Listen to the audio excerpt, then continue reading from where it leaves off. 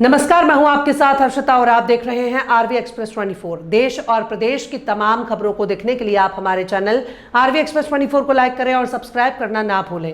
देश भर के ट्रेड यूनियनों के सभी प्रमुख नेता कांग्रेस नेता राहुल गांधी से मिले। इस दौरान राहुल गांधी ने स्पष्ट शब्दों में कहा कि केंद्र सरकार द्वारा लाए गए 4 श्रम कानूनों का कांग्रेस पार्टी पुरजोर विरोध करेगी और इसके खिलाफ सड़क से लेकर संसद तक संघर्ष किया जाएगा। उन्होंने कहा कि जिस प्रकार बिना मजदूर हितों को ध्यान में रखकर ये कानून लाए गए हैं, उसका हर स्तर पर विरोध जरूरी है।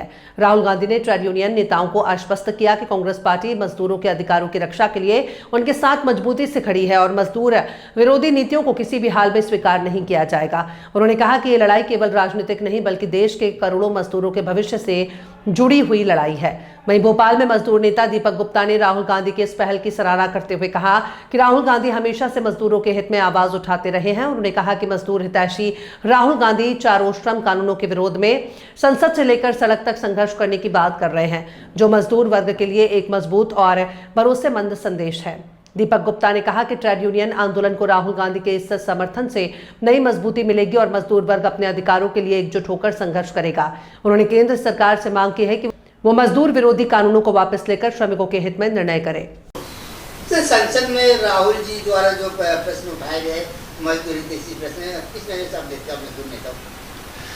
देश में लगभग सभी ट्रेड यूनियन के नेता राहुल गांधी जी से मिले थे और उन्होंने जो सरकार ने ये काले श्रम कानून लागू किए हैं उसके विषय में पूरी जानकारी दी। हमारे नेता राहुल गांधी जी ने संसद में इस बात को बड़े गंभीर रूप से उठाने का फैसला किया है और वे पूरा मजदूर हित के लिए सदैव लड़ाई लड़ेंगे। ये सभी ट्रेड यूनियन नेताओं को उन्होंने कहा है। सर, जो यूनियन के लिए जो अभी नियम लाए, 4 कानून लाए, क्या लगता है कितना नुकसान आप देखते हो उसको? ये पूरे मजदूर और श्रम विरोधी कानून हैं, यूनियनों को कमज़ोर करने वाले कानून हैं। लगभग 12-12 घंटे की नौकरी करवाई जा रही है। हमारे देश में महिलाएं दिन में तो सुरक्षित है नहीं, ये रात को कार्य करवाने का कार्य कर रहे हैं महिलाओं से। इस तरह के कानून लाए हैं। इस कानून का पूरे देश में विरोध हो रहा है और जो देश के यूनियन और हमारी C2 यूनियन चाह रही है कि 26,000 रुपये पूरे देश में मिनिमम वेतन डिसाइड किया जाए। सरकार वो कार्य नहीं कर रही है। सरकार मजदूरों को कमज़ोर करने का, ट्रेड यूनियनों को कमज़ोर करने का कार्य कर रही है। मजदूर तब मजबूत होगा जब उसकी तनख्वाह 26,000 रुपये होगी। ये कानून पूंजीपति के लिए बनाए गए हैं या पूंजीपति को मजबूत करने के कानून बनाए जा रहे हैं? जी सही बात है, पूंजीपतियों के हक के कानून है ये।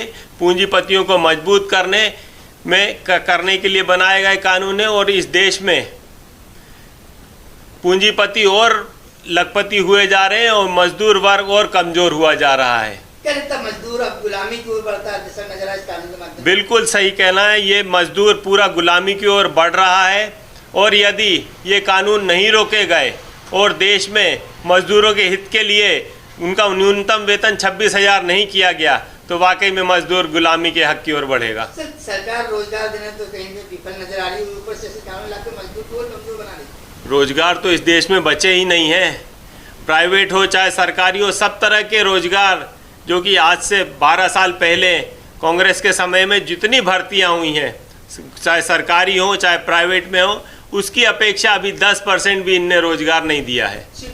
कदम रहेगा इसको लेकर? C2 यूनियन मजदूर और श्रमिकों के लिए सदैव लड़ाई लड़ती आ रही है।